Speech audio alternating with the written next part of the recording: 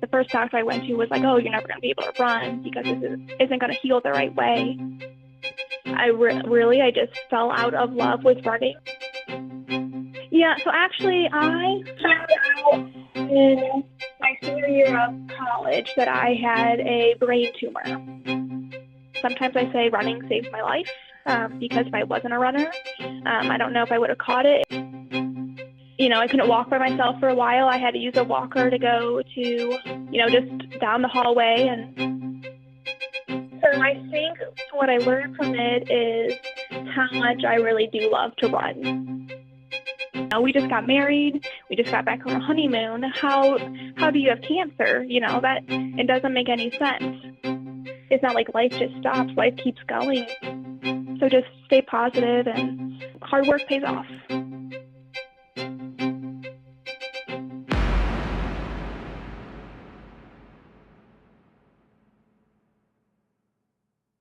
Ohioans, we're a proud and headstrong people. Don't try telling us what we can't do. Those traits are reflected and alive in its running community. For a long time, I trained solo, separate from that community. I thought joining a running group would be a sign of weakness, that I couldn't do it on my own. I didn't know what the hell I was talking about. When I finally swallowed my stubborn pride, I learned about the power of community. You realize that each of the people you run with has their own compelling story, and eventually you start to care about those stories as much or more than your own. There is no more humbling, empowering, or motivating feeling than knowing you are part of something bigger than yourself. That's what the Columbus running community is for me. It is that something bigger. I want to share that with you. Columbus, this is your story. This is the 614 Runcast.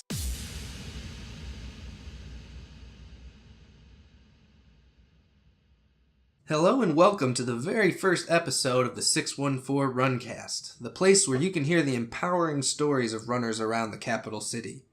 Thank you for joining me from wherever you're listening, whether that be iTunes, SoundCloud, or YouTube.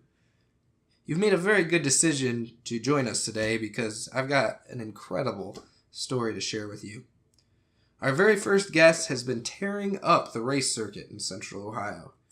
In the past few years, she has won the Emerald City Half Marathon in black flag conditions, won the 2017 Warm-Up Columbus Half Marathon.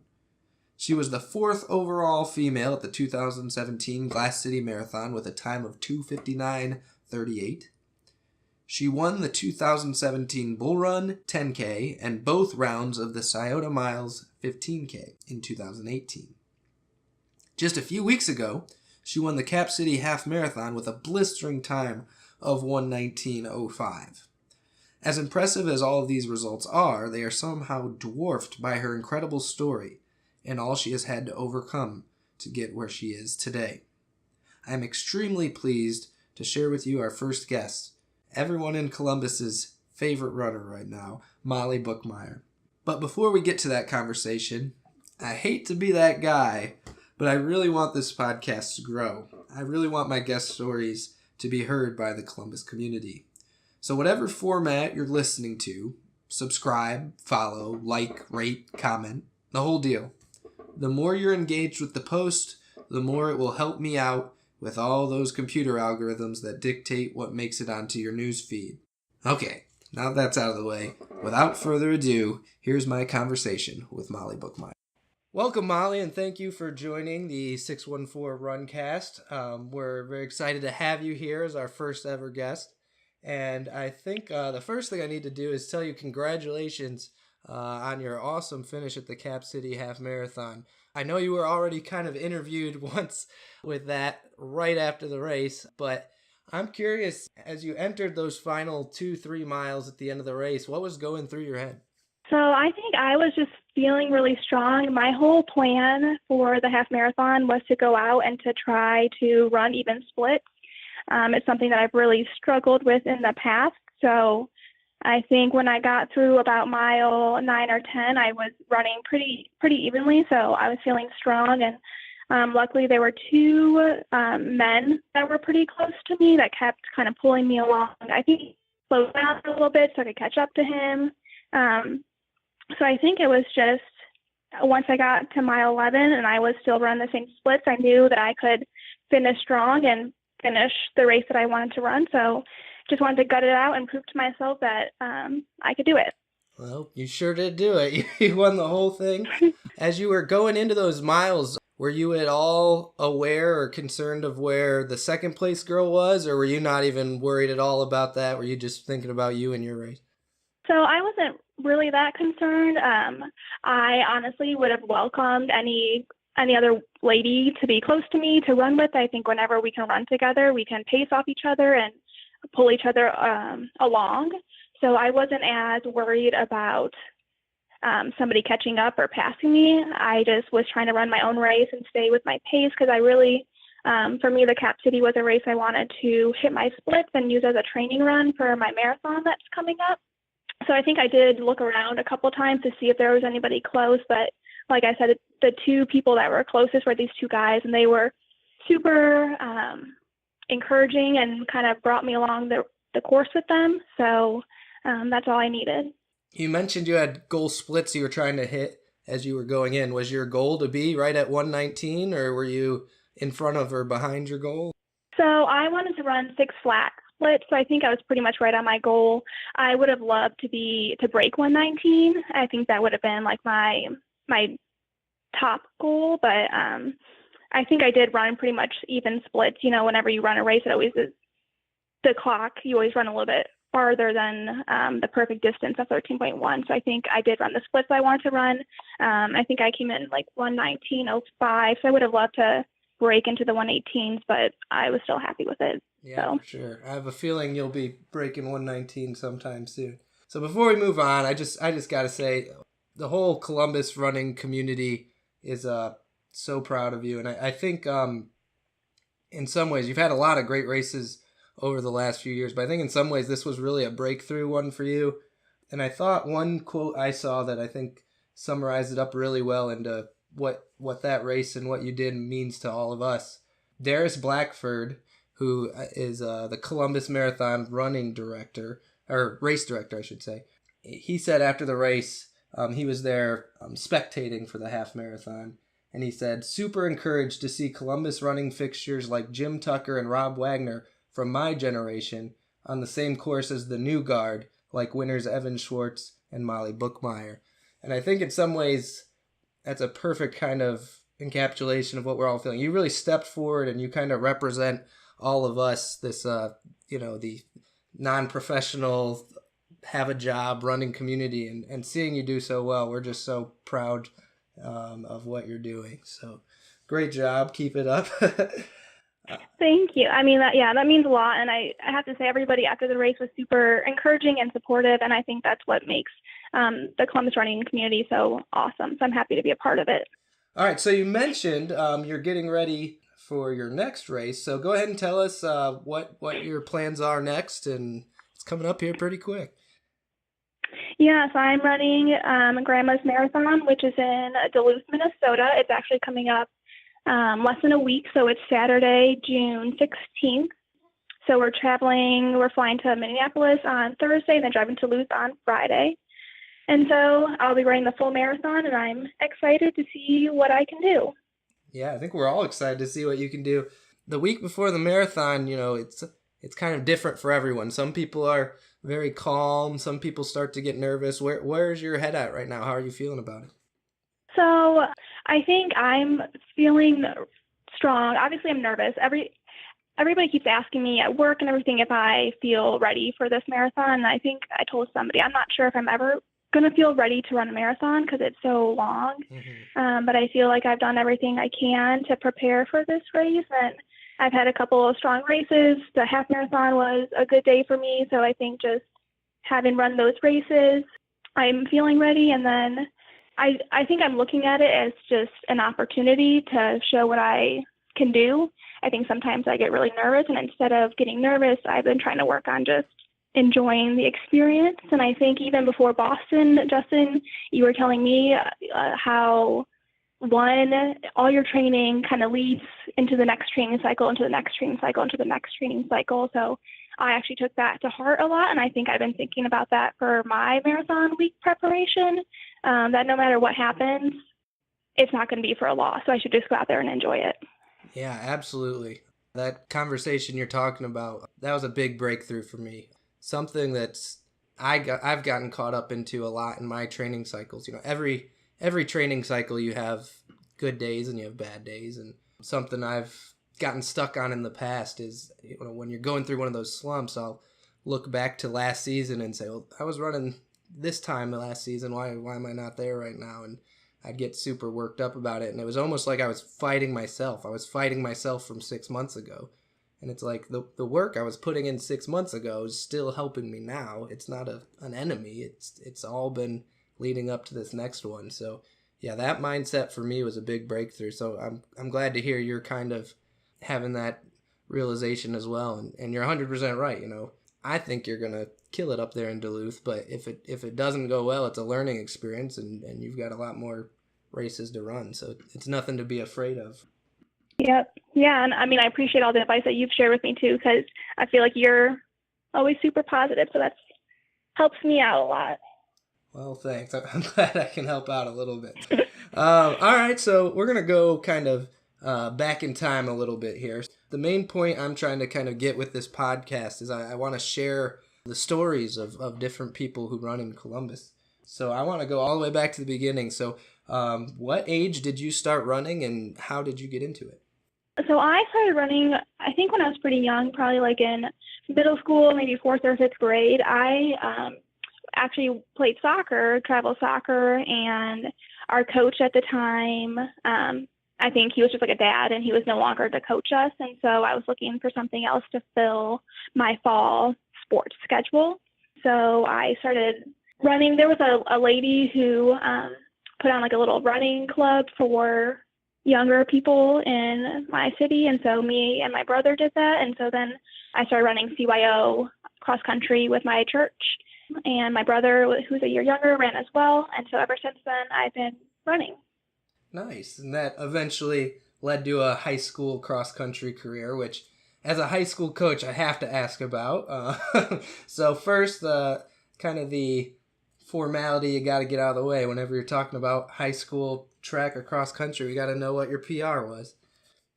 Yeah, so in high school, I actually ran through my junior year because I was hurt my senior year, or for part of my senior year. So I think in cross country, my PR, I don't think I ever broke 19, so I think it was like a 19:01. Cool. And then I ran like the 2 mile in track. Nice. And I think it was like 11:15 or 11:20 or something. Pretty darn strong. So you mentioned you were injured. What kind of injuries were you going through in high school? So it's bizarre. I feel like whenever I get hurt, I get the most random injuries. So at the end of my junior year, we won state championships. And then since at the time, if you won the state championship as a team, we got the opportunity to go to like a Nike team event. And so we went to that and we ran. But I always had some pain in my foot. And so after we ran the Nike race, I went to the doctor and I ended up being in a cast. And what happened was in my left foot, the second toe in next to my big toe, the top of my bone and my toe died and collapsed down. It's called Freiberg's infraction. So basically I had a bunch of fractures in the bone, and so no blood was getting to the bone. So the bone just kind of went away. So I was in a cast for a long time to see if it could repair itself, and ultimately it wasn't getting any better. So then I had surgery at the end, I think sometime in the spring of my junior year. Wow, I didn't realize that. I guess, how did that mentally affect you? It had to be tough losing your senior year of cross country. Were you discouraged, or were you able to kind of keep positive through all of it? It was hard because, like I said, we were on a high, right? We won districts, we won regionals, we won states, we went to a Nike team event, which was awesome. And then right after that, I was hurt and I couldn't, even I went to like the first doctor I went to was like, oh, you're never going to be able to run because this isn't going to heal the right way. So I found another doctor who obviously kind of guided me through, and we were able to get a surgery that worked. And I was struggling mentally to know if I even wanted to run because I don't think I was able to run. So cross country was over in November, and I wasn't able to run again until the end of August. So like right as senior year was approaching. And then when I was able to start running, I think it was only like 30 miles a week or maybe 20 miles a week. But really my coaches and my dad were super positive and told me that they, believed in me and wanted me to keep running. So they kind of pulled me along and didn't let me quit. So I ran my senior year, which obviously, I ran, but I didn't run very well because I didn't have much training. But then I was able to run my senior year track. Wow, I didn't realize it was as serious as that was. That's incredible. So going to more of a positive thing, so you mentioned the state championship and how special that was. As a cross-country coach who's trying to get there, and I'm sure some of my kids will be listening to this and they all want to get there, what do you think was something special about your team or something you guys did that may have helped you along the way of becoming state champions? So, and I'm sure your team is the same way, but the one thing I love about cross country is that it's such a team sport and we all supported each other. And even if some people had good days or bad days, we were always there for each other. And so our team, we were just really strong in depth. We didn't have any superstars, but we had a solid pack. We had some of the pack where there were three of us who kind of alternated who would be leading the scoring for the week. And then we had, our next 3 to 7 runners were all interchangeable as well. So I think just that strong pack, and we all supported each other, and we did a ton of team activities together. So I just think that bond, and we had great coaches too, who would not shave their beard if we would make it to regionals and just, fun things like that. I think we just really all were friends and supported each other and had great support in our coaches as well. Yeah, that's awesome. All right, if you could go back and give one piece of advice to your, 17, 18-year-old self, high school Molly, what would it be? I think it's kind of like what I'm telling myself today for this marathon coming up. Just every race is an opportunity, and don't get too discouraged if something goes wrong or if you have a bad day. Just every race is an opportunity to learn something, whether the day is perfect, whether it's raining. You can always gain something from that day. So just stay positive, and hard work pays off. All right, so then at that point, you graduated and you moved on to run at Ohio State. So how did you end up there? Was there any sort of recruitment process, or did you just kind of always plan to go to Ohio State and then once you got there you ran? Or? So I was hurt right my senior year, or like from junior to junior track over the summer, and then my senior year cross country wasn't super strong. So I visited a couple of smaller schools and was recruited to some smaller schools, but I wanted to go to Ohio State, so I actually reached out to the coach at the time, and I went on a visit, and he gave me the opportunity to walk on. So since I wanted to go to school, I had the opportunity to walk on the team. I couldn't turn that down, so that's where I went. All right, so while you were at Ohio State, you ran cross country, you ran indoor track, you ran outdoor track. So I got kind of 2 questions that go along with all of that. First of all, did you prefer any one of the 3? Was one your favorite or your least favorite? And then did it ever feel like it was too much? So I think there's different things I like about both of them. Cross country, kind of like the team bond of cross country. I loved how we would travel with the men's team and go to a lot of the same races together, and we had preseason camp together. So I think that's the part of cross country that I love. But the races, I love racing on a track. So for the actual races, I would say the outdoor track was my favorite. And yeah, competing across 3 seasons of the year is a lot, because you have to think it's not just competing. You travel every other weekend, so you miss classes. You have to make those classes up, make up tests. So I think it's a lot. I don't know. I was trying to think if any other sport really competes 3 seasons of the year, and I don't think there is one, and you can correct me if I'm wrong. Not that I know of. So I think it's a lot, but, it's just kind of, you just do it because that's what you're there to do. Yeah, for sure. I think that's something about college athletics that a lot of people kind of overlook, the travel aspect. And that's something interesting. This is kind of get off topic, but I think that's something interesting with how much athletic conferences have expanded and stuff in the last few years. And you look at the Big Ten, you've got Nebraska and you've got Rutgers in New York. I mean, I can't imagine, Right. it being a Thursday night, wrestling match or whatever, and you got to go from New York to Nebraska or whatever. So I think that's definitely a big part of it, and doing it all year round definitely had to be a challenge. I mean, it's cool because you get to travel all over the country. Right. But it's definitely, you miss classes, you may miss tests. I remember sometimes, like, I would miss tests. And since I missed the test, I'd have to take the makeup test, which was harder than the normal test. Mm-hmm. We're just like little cross country runners, just trying to get by. Yeah. So Yeah, that's tough, and I think it's especially tough for the small sport kids. For the football guys who might, at Ohio State, their football is what they do, right? That's what they're trying to go to the NFL and stuff. But that's definitely got to be a hard balance for the smaller sports where you're actually preparing for something outside of running, but yet running takes such a huge part of your time. So I gotta ask this: if I remember correctly, you ended up running the steeplechase quite a bit. How did you get into that? Did you run it at all in high school? When I think of steeplechasers, of course you think of the Emma Coburns of the world, who are these kind of tall, lanky girls to jump the hurdles. How did you end up doing steeplechase? Actually, one of the girls I ran with in high school, her brother was a steeplechaser, so I kind of knew about it. We didn't have steeplechase at my high school, and I don't think it was like a high school, like at the state championships or anything.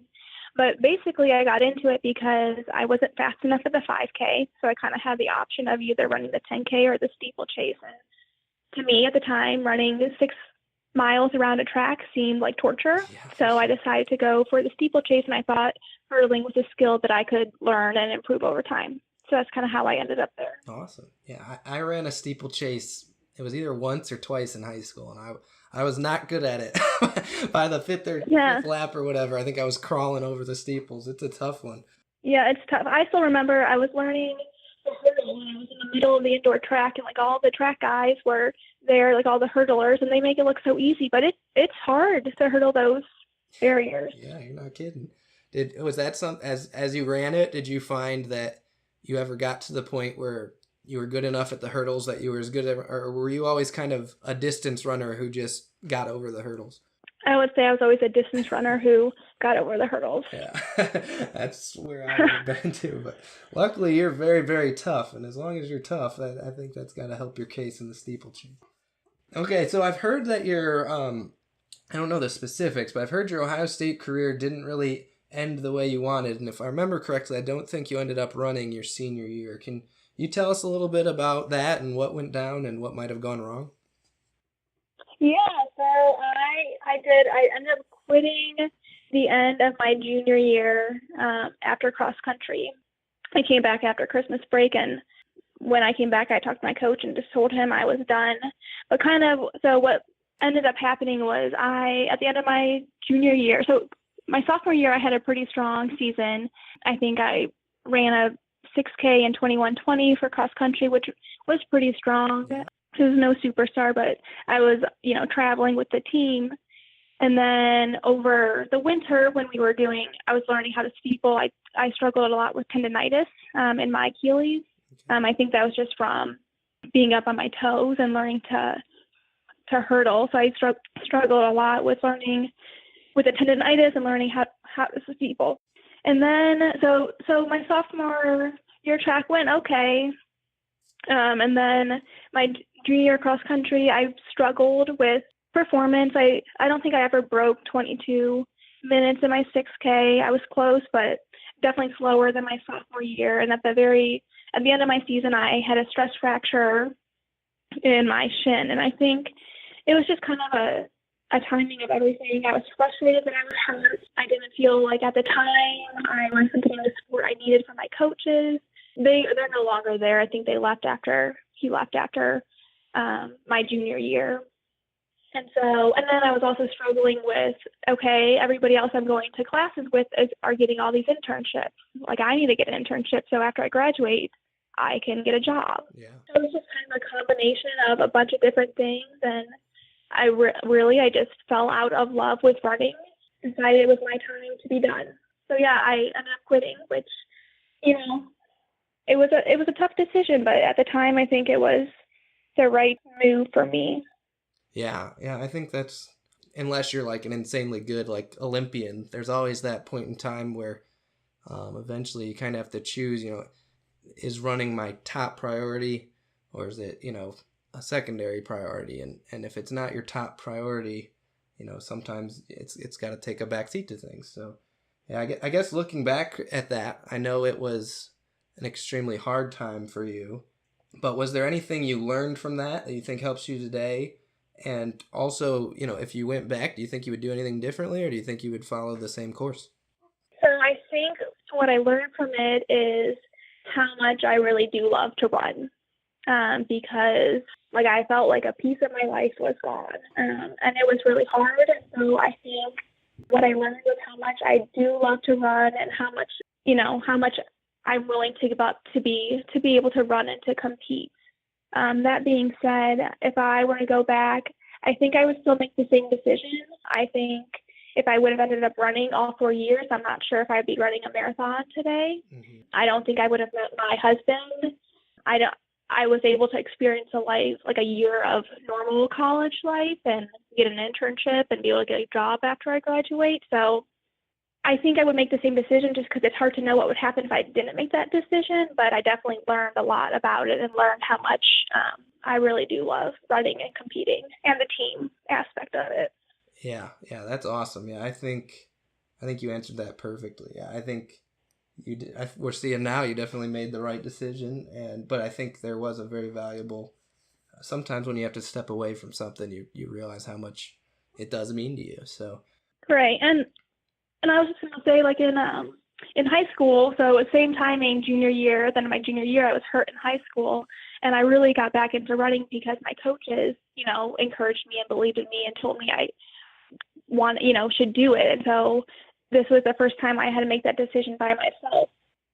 Everybody comes to that point. Yeah, and I think the first time you do make that decision for yourself, I think that's really empowering. I think in some ways the steps to becoming like an adult, I guess. But so if we go back to that time, 21-year-old Molly, junior year in college, if I asked you then, do you think you would have thought marathoning would have been in your future, or that you would come back to running, and not just come back to running, but excel at it and be winning half marathons someday?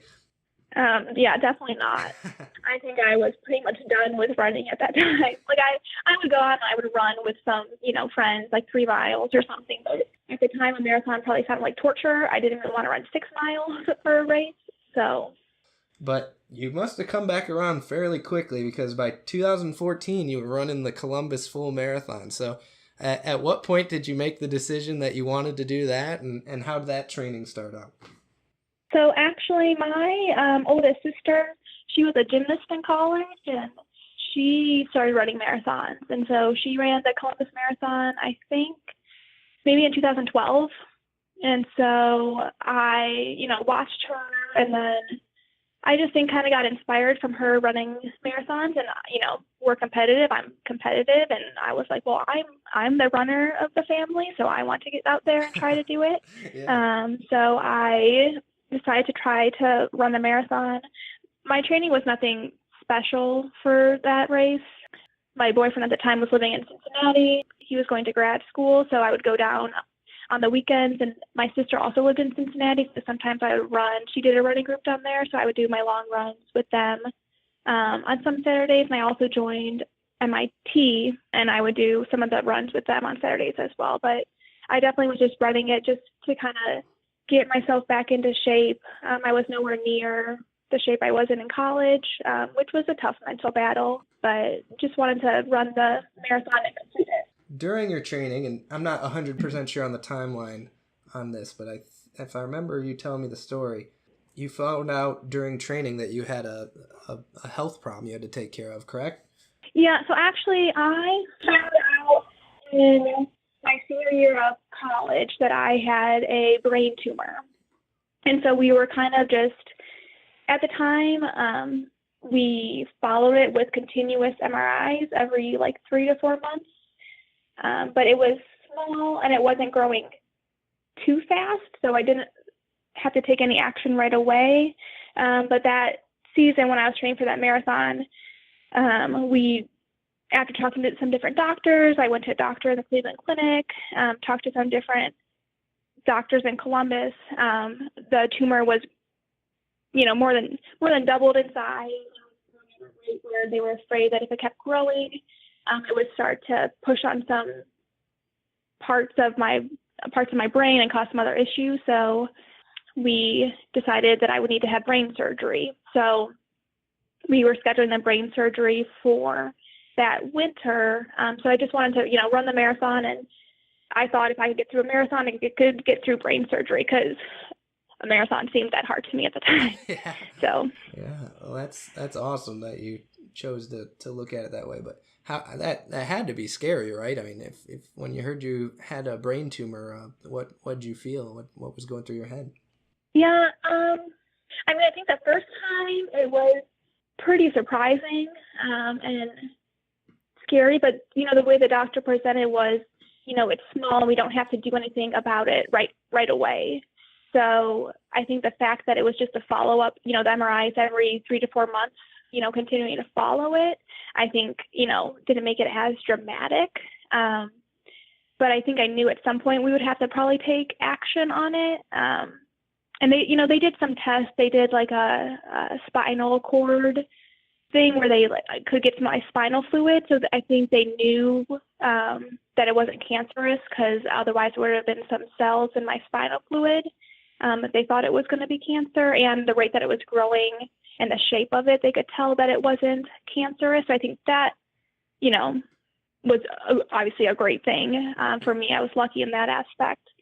So, it was definitely scary. And I think the closer I got to surgery, the more scared I was. But I had, a great team of doctors. My boyfriend at the time was super supportive. My family was super supportive. And I don't know, sometimes I feel like it was harder for my mom and my parents than it was for me. Yeah. Do you think having the marathon and having something to kind of train for and keep your mind off things might have helped you stay focused on things outside of the brain tumor?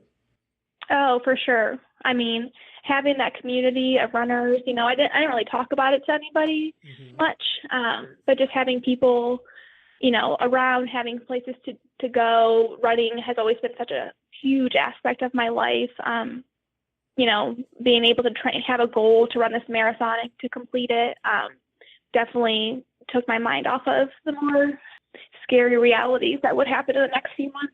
Was there ever a point where you, or maybe your parents or someone close to you, said something along the lines of like, maybe we shouldn't do this marathon, maybe we should take it easy, or was it all systems go the whole time? The way the doctors put it was just, as long as I'm not getting any side effects from it, I could do it. So I think since they were fine with it, I think my parents kind of were on the same page as me, that having something else to do was a positive. I think it was fine. Just, be careful, don't overdo it. Side effects, just make sure I took a break. In the interest of trying to spread knowledge about things, how did you discover you had the brain tumor? Yeah, so this is crazy. A lot of female runners don't necessarily get their periods all the time. Right. And so I was suffering the same thing, and we always just said that it was because of running. Well, actually, they did some hormone tests, and they found I had an elevated level of some hormone that was because something was getting pushed on, like by my pituitary gland in my brain. So that's how they ended up doing MRI of my brain. And then, so they actually found that a little cyst by my pituitary gland, and I actually still have that cyst. But they also found this other tumor. So it was just honestly by luck. Mm-hmm. I look back on it, I might have had some side effects, but you don't really realize you have something different because you live every day with it. But yeah, it was, really by luck. And sometimes I say running saved my life because if I wasn't a runner, I don't know if I would have caught it. It was really my trainers and that, telling me to go to the doctor and, doctors like pursuing different tests. And so, yeah, really by luck that they found it. That's crazy. All right. So in the winter after that, you had your surgery. Tell us about your recovery from the surgery. How long did it take to recover? What were you like those first few weeks after the surgery? What did all that entail? So I had my surgery at the end of January, and I think I was in the hospital for about a week. I think I was in the ICU maybe for 2 or 3 nights.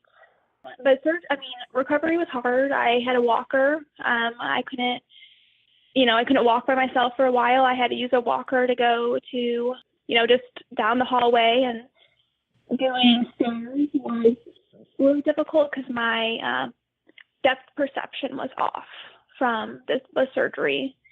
And then I think when I first got home from the hospital, after about a week, I ended up going back to the ER because I woke up one night and the whole left side of my body was paralyzed.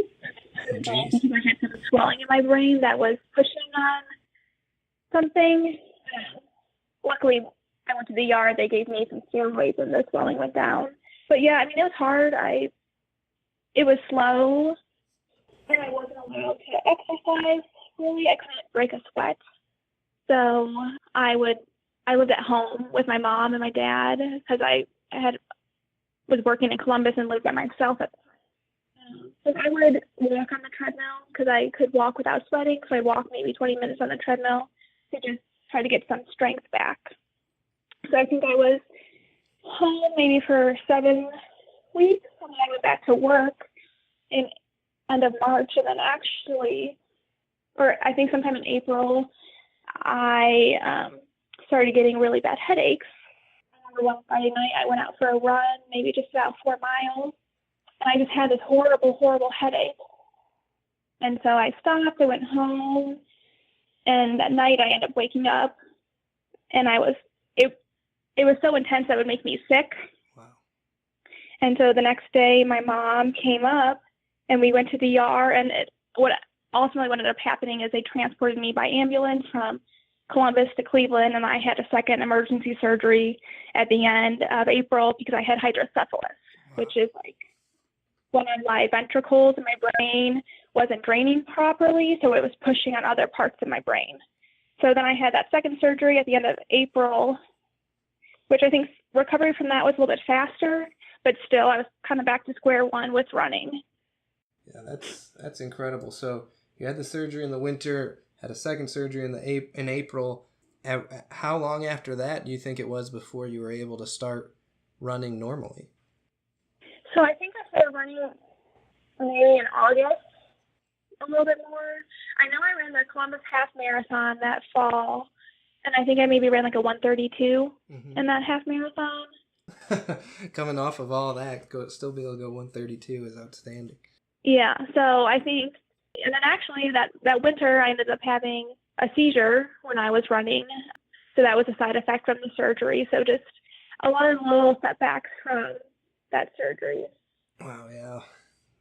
Well, around that time, it was probably a little after the seizure, but I think it was in the spring season of 2016 is when I think I first met you. I think we were both in the 8-minute pace group for MIT, which was much larger back then. I think there's about 20 of us in that group, I think. So I don't think we talked a whole lot in that season, but I can pretty vividly remember the first time we did a pickup together. I remember we were on the Olentangy Trail going north, and we started at Whetstone, and I remember thinking, all right, I'll go for a mile or two. I don't want to pick it up too much. And I think it was me, you, and I think it was Mark Kripe and maybe Matt Jordan. And you guys were flying, and we get to Antrim, and I'm just dead. And I remember you looked like you were unfazed, and you looked at us, and you're like, who wants to go to Thomas? And I was just like, you go ahead, Molly. Yeah. Kicking butt even back then, especially on those pickups. I think, once I started feeling good and getting back into running, wanted to see, wanted to push myself some. So Yeah, for sure. And I think there's probably something to be said for going through all that. And I would assume, maybe I'm wrong, you can comment on this, but I would assume at some point in time you probably had the thought, am I ever going to be able to run normally again? Did you ever feel that way after your surgery?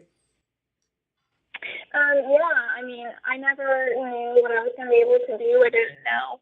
I mean, simple things like I said, walking downstairs, and I couldn't drive, so running was kind of not even a thought, honestly. Yeah. For me. But again, it was, like I said before, when I quit in college, I learned how much I love to run and how positive it can be for my health and for my mental sanity, Yeah. So just got back into it. Yeah. And I think it's probably, kind of like we already talked about, like at the end of your college career, when you had that time away from it, it almost made you appreciate it more. I'm sure having it taken from you almost made you even more joyful to get out and run. Yeah, no, for sure. Yeah. So then I don't think you ran a race that spring that I know of, or at least not a full. I think you were still kind of getting back into it. Maybe you did a half somewhere. But then Yeah, I think I might have done Cap City half. That sounds right. And then in the fall of 2016, we both joined ATP for the first time. And I think that's when we really got to know each other a little better. And I remember the first ATP Wednesday workout we did together. We were at Worthing Way, a little junior high in Worthington. And we're doing this track ladder, and I've always been pretty good at the track stuff. And I remember I had a pretty good workout, and I thought I just killed it, and I finished it. And I went up to Tim, and I was waiting to hear, good job or whatever. And all he says is, "Man, would you look at Molly go?" So, and everybody, he goes, "She's gonna break 3:05 in her sleep." So, but yeah, you were killing it on the track too. And I just remember you had such a good season, and it was leading up to Columbus. You were gonna run the full again, so you were taking on Columbus again, and you were doing tempo runs and all that. And I think in Columbus that year, you ran a 3:17, so a 13-minute PR. So had a good race there, but you've certainly come a long way since then. And then in the spring of 2017, we were both training for Glass City. And I feel like for both of us, that's kind of where we really took a step up. And really, we kind of made our own pace group a little bit. We kind of split off from the 8-minute pace group, and we started working a lot harder, a lot of times just the two of us on our Saturday runs. And we were dipping down into the low 7s a lot of times. So first of all, I want to thank you for being there, because if I don't know if I would have ever done that without having you to run with. And then in that race at Glass City, we both broke 3 hours for the first time. And what was kind of cool about the whole situation is we finished back to back. You were 5 seconds ahead of me, so that was pretty cool. And you placed 4th in that race among females, and that was despite taking a wrong turn about mile 21. So why don't you tell us a little bit about that race? Oh, yeah. I remember you sent us the turn by turn map before that marathon. And I remember reading it to Eric, and there was one point where you said that the half's going to turn right and we need to turn left. And I told Eric, oh man, I better turn left at this spot. And of course, in the race, I turned the wrong way. I turned right. Luckily, I think I only maybe went 400 meters out of my way, because Jen and Mike were there to tell me to turn around and go back the other way. But eventually, that was just kind of a blow to my head, and I struggled. It was at the end of the race, and I was hurting already, and then I went over the distance. But yeah, I mean, I think for the first time, it was still like a 18-minute PR. Yeah. The season was a lot of fun. I, again, appreciate having you to train with. We worked really hard, and ultimately, it was still a great day. Yeah. Unless you've run a marathon before, I don't know if you say, it was only 400 meters, but 400 meters at mile 21 is pretty tough to overcome mentally, for sure. And I think and you're not thinking straight at that point. Right. Yeah. So that season was awesome to watch how good you got. And I remember it was a couple months before that you did the warm up Columbus half marathon, which you were the overall female winner in that race too. And you were aiming for like a 122 or something like that. And I remember telling that I was at a cross training workout class with some other really good runners in Columbus, and I mentioned to them, I think Molly's gonna go with 122, and they looked at me kind of incredulously and said, "Oh, well, that's up by us." And I looked at them and I was like, "Yeah." And sure enough, you beat about half of those guys. So it was so much fun to watch you do as well as you're doing. So the following summer was a little crazy for both of us. We both got married. We were each at each other's weddings, and that was a lot of fun. But you were still managing to absolutely just kill it in training. And I remember talking with Dave Calvert and other people who work closely with you. And, we were all kind of expecting this to be the marathon where you really broke through as you trained for Indy. And then you got some pretty tough news that you had to deal with. So why don't you take us through that summer and what all happened? Yeah, so the summer was fun. I'm super busy with planning the wedding. I remember, I think I told you, man, I'm never going to plan a wedding and run a marathon again. So hopefully, that should never happen. Yeah, but that was a lot of work to do both. We got married at the end of August. We went on our honeymoon, and then I think it was only a week or two after we got back from our honeymoon, my husband was complaining about some pain in his stomach and his back. I told him, I was like, well, you should go to the doctor. And so ultimately what ended up happening was he was diagnosed with testicular cancer in September, which was, again, just a shock. We just got married. We just got back from our honeymoon. How do you have cancer? That it doesn't make any sense. So things, I think I took it pretty hard. I remember I was going to some workouts on Wednesday nights, and I try to keep myself together, but sometimes I'd end up in tears, or, even at work, people were asking me how things were going, and I would sometimes break down and cry, which, is not, I try to be as strong as I can, but it was a tough time. Yeah. I don't think anyone blames you for having to take some time to be a little emotional. I don't think that has anything to do with, not being strong or anything like that.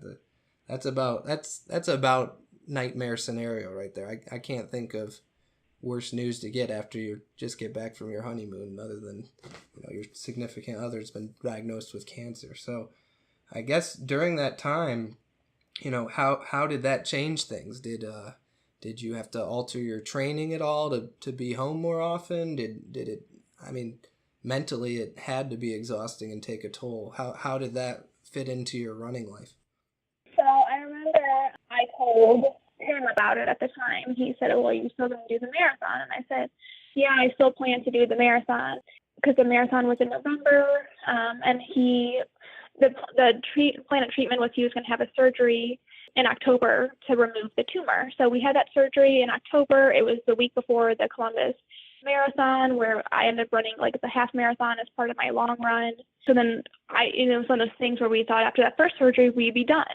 But then, he has a first surgery, then he has a follow-up, then the follow-up, they found that it spread to some lymph nodes in his stomach cavity, or in his back cavity of where your stomach is. I don't know.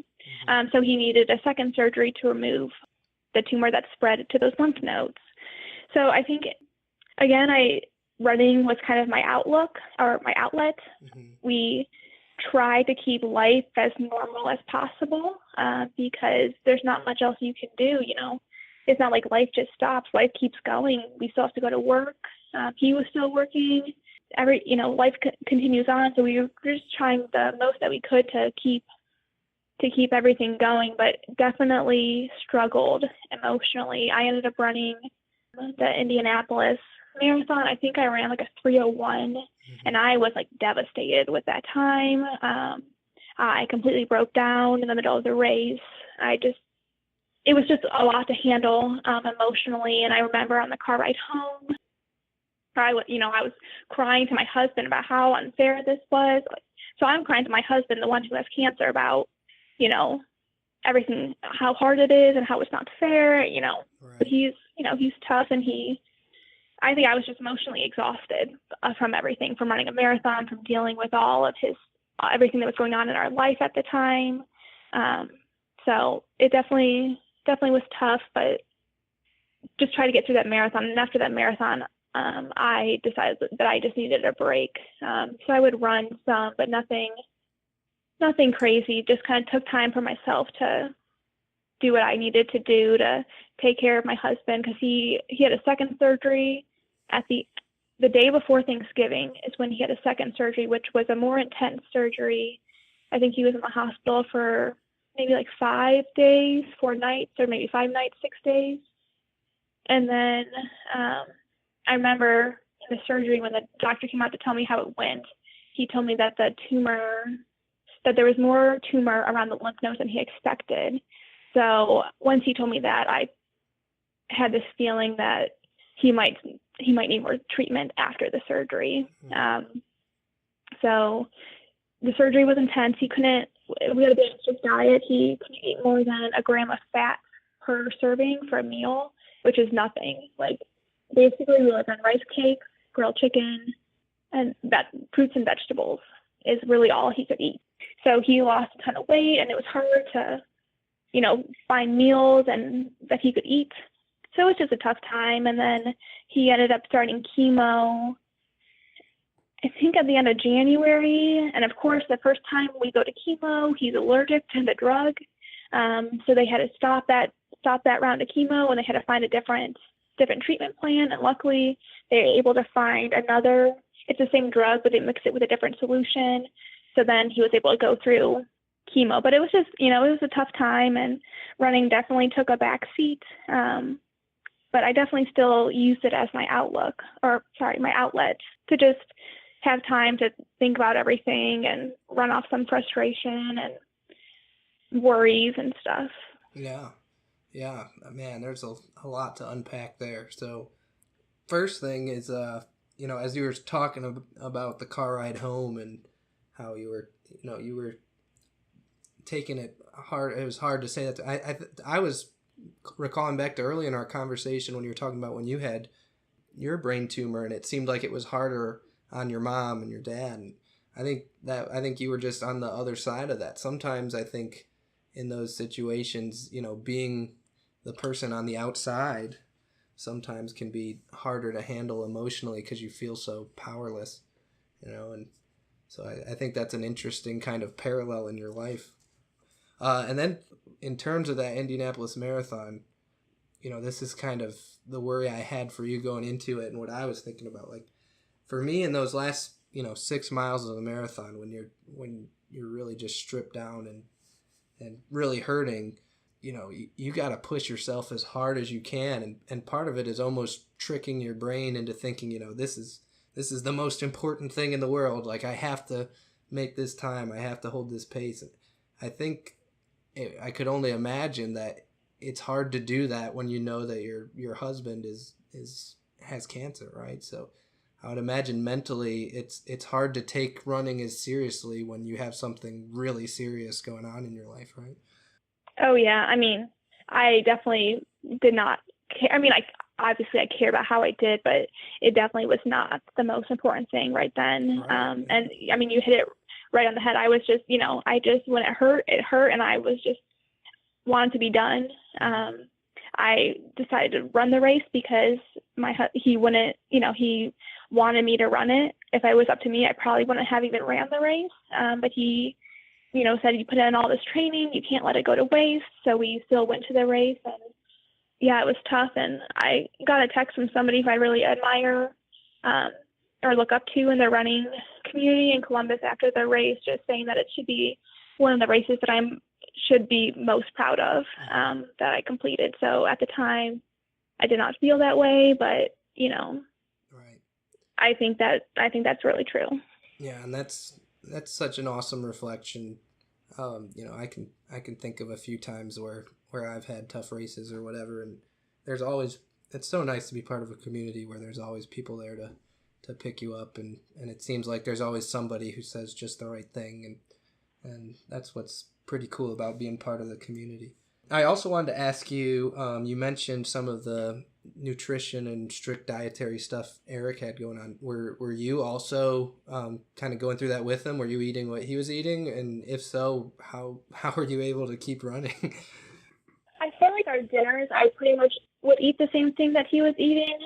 We had, just because I didn't, want to be eating all this other food in front of him that he couldn't eat. I wasn't running as much, so I think I would eat, we would have grilled chicken and something simple for dinner, but I would focus more on making sure I got enough nutrients throughout the rest of the day when I was at work or for breakfast. But it definitely was a struggle at that time to make sure that I was eating enough and that he was eating the right food for his restrictions after surgery. Yeah. So tell us, how's Eric doing now? What is everything all done, or what's going on with Eric? Yeah, everything's good now. We just had a checkup, so that's great. So yeah, we're on the back end of it. So it seems like a different life. 4 months ago seems like a completely, like maybe 5 years ago now. So it's great news.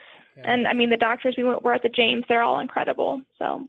That's great. That's amazing news. So, yeah, and at the time, as you kind of talked about, you kind of took a step back from running for a little while, and understandably, you were doing your own thing and kind of not running quite as much as you were. And I know we texted every once in a while, and I'd check in to see how Eric was doing and stuff, but I really didn't hear from you a whole lot. And then one day I was volunteering at the Scioto Miles race, and you just whizzed by in a 15K going about 6 flat pace. I was so happy to see, because as far as I knew, you still weren't running that much, but clearly you'd been training quite a bit. So leading up to those races, what was your training like, and what were you doing, I guess?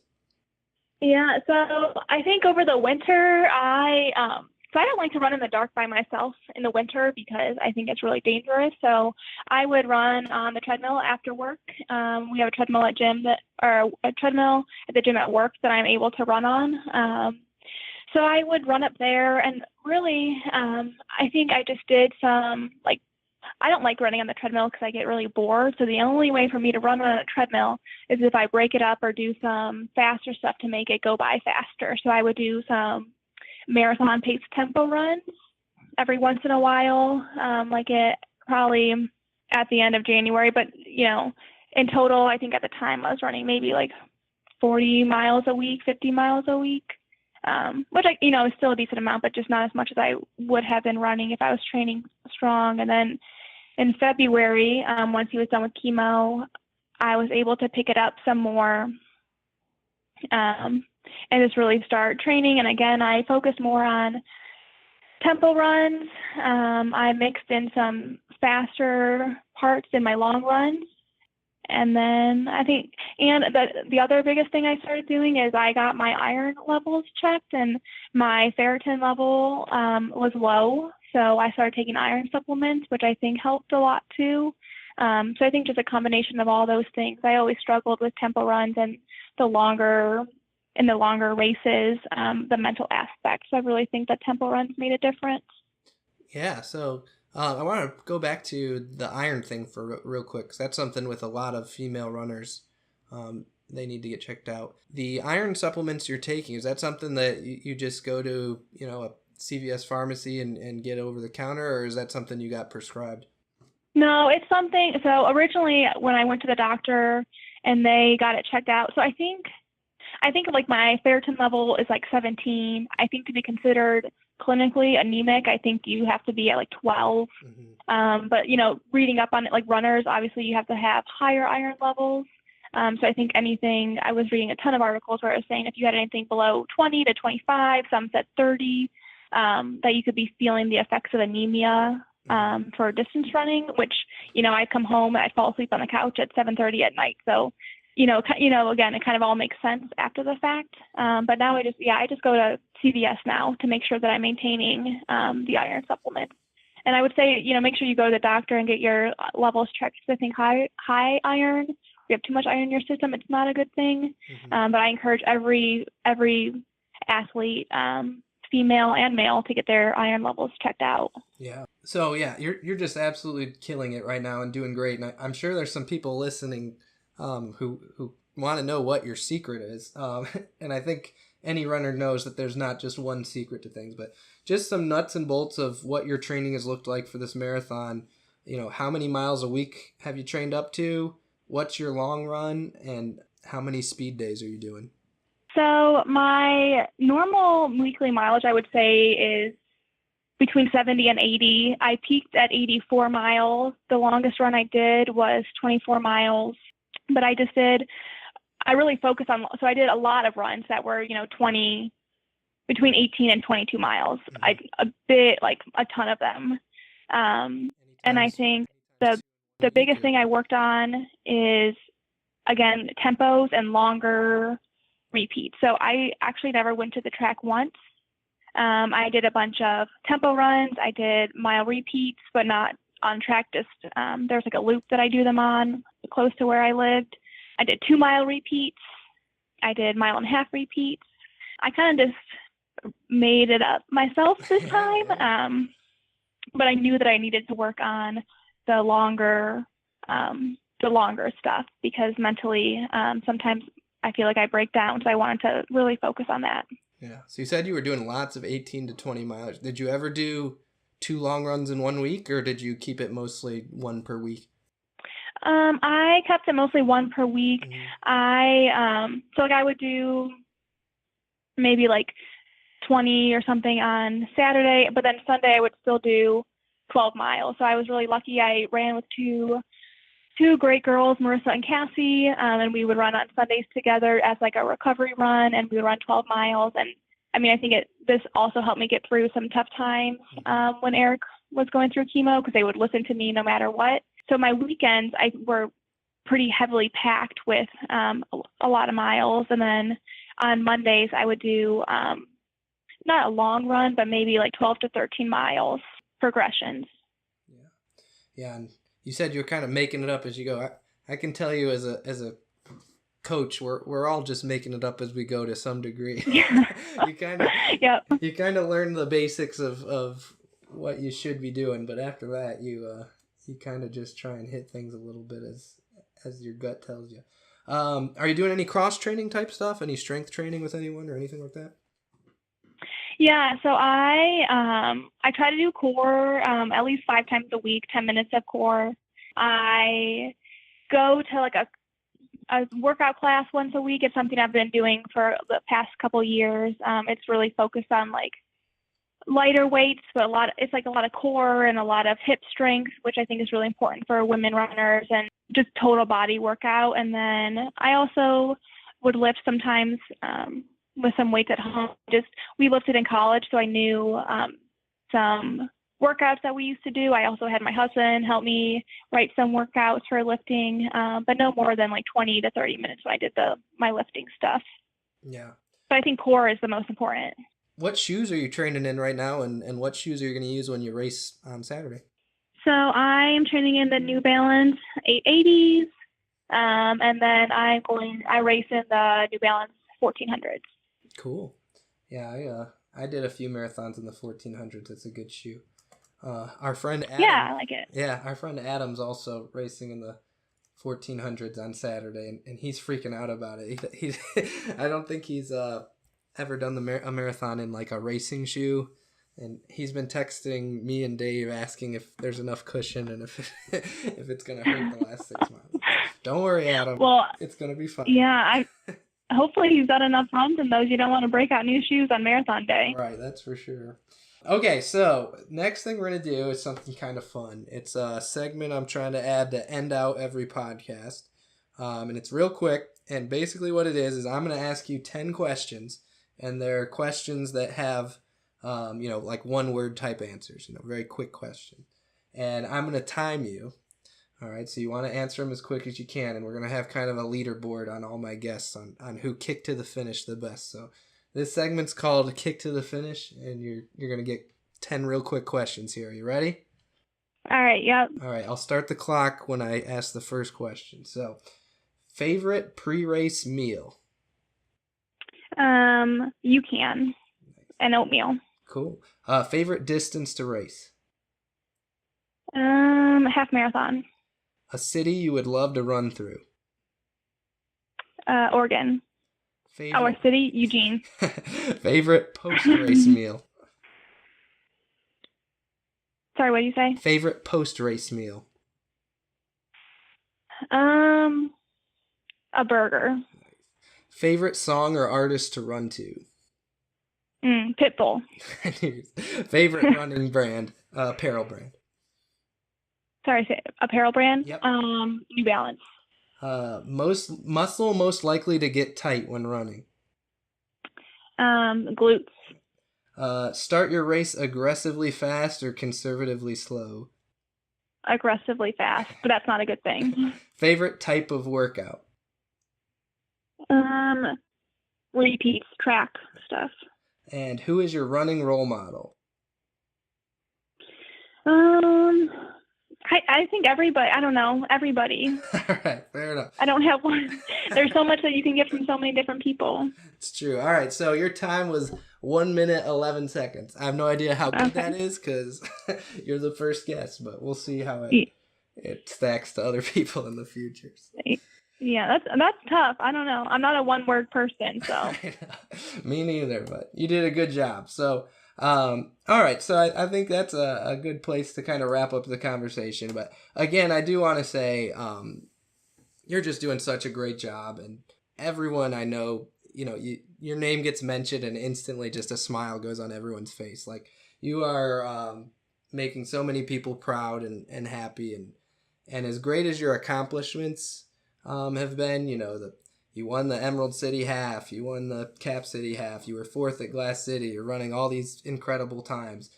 I think your story of all you've gone through, I mean, to be told by doctors in high school that you might not run again, and then to have the experience you had to end your college career, and then you had the brain tumor to overcome, and then you had Eric's cancer to overcome, to get through all that and still be doing what you're doing is just absolutely incredible. So on behalf of the Columbus community, I just want to say thank you for doing all that you do and working so hard and making us all so proud. And on behalf of me, I want to say thank you. And I'm really proud of you, Molly. So I'm so glad you got to be my first guest on here. And thanks for the conversation. Thanks, Justin. I appreciate it. And I'm honored that you wanted to have me on your podcast. So best of luck to you, too. So once again, I would just like to thank Molly for coming on to the 614 Runcast and sharing her story with us. Some of those things are probably pretty hard to talk about. So I consider myself very fortunate that she felt comfortable sharing that with the podcast and with everyone listening. So thanks again, Molly, for taking the time to talk with me. And if you're listening, again, it would really help me out. Whatever format you're listening to, I'm putting the podcast on iTunes, on SoundCloud, and on YouTube. Subscribe, like, share, comment, rate. Anything you can do to engage with the post is going to help me get it out for more people to see. So please take the time, if you enjoyed listening, to do that. And also, if you'd like to get in touch with me, I'm always looking for more guests. You can find me on Twitter, Instagram, or Facebook, or you can email me at justin.creps@gmail.com. I'd love to share your story. So thanks for listening in. Next week's guest is going to be Aziza Ayub. She is the Ohio State freshman 800 sensation that I was lucky enough to coach for a few years and get her started in the world of the 800. So I'm looking forward to talking with Aziza. So one more big thank you to my guest, Molly Bookmyer, who took the time to share her story with us. And thank you for listening in. I'll see you next time.